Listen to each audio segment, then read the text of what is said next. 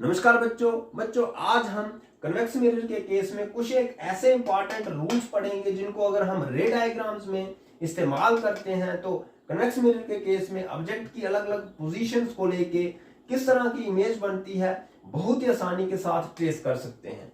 Concave mirror की तरह ही यहाँ पे भी हमारे पास 4 रूल्स हैं जिनको फॉलो करके हम इमेज फॉर्मेशन ट्रेस कर सकते हैं।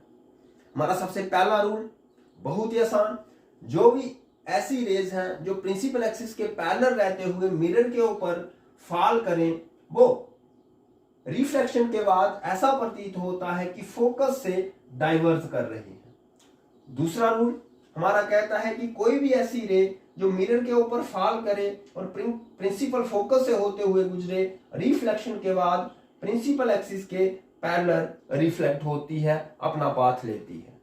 तीसरा रूल, कोई भी ऐसी रे जो कि कन्वेक्स मिरर के ऊपर इस तरह से फॉल करे कि वो सेंटर ऑफ कर्वेचर से होते हुए गुजरे रिफ्लेक्शन के बाद अपना पाथ रिट्रेस करती है। और चौथा रूल बहुत ही आसान, लॉज ऑफ रिफ्लेक्शन को फॉलो करता है और ये सभी पहले 3 रूल भी लॉज ऑफ रिफ्लेक्शन को फॉलो करते हैं। वो क्या है कि कोई भी ऐसी रे जो obliquely pole of the mirror के ऊपर फॉल करे रिफ्लेक्शन के बाद ऐसा पाथ लेती है कि हमारा पहला लॉ रिफ्लेक्शन का फॉलो होता है angle I is equal to angle R।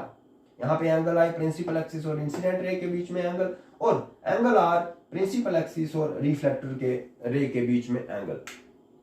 In 4 rule में से कोई 2 रूल फॉलो कीजिए, कन्वेक्स मिरर लीजिए, ऑब्जेक्ट की अलग अलग पोजीशंस के लिए इमेज बनाइए, कुछ बेसिक रूल्स को पहले फॉलो कीजिए, जैसा कि ये जो मिरर है वो हमेशा कंपास की मदद से आर्क बनानी है। इस आर्क का यहाँ पे सेंटर रहता है, वो सेंटर ऑफ कर्वेचर रहेगा मिरर का।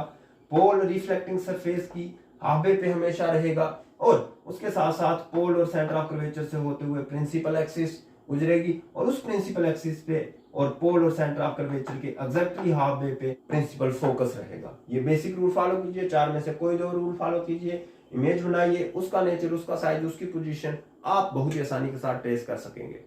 अब दीजिए इजाजत, शुक्रिया, टेक केयर, बाय बाय।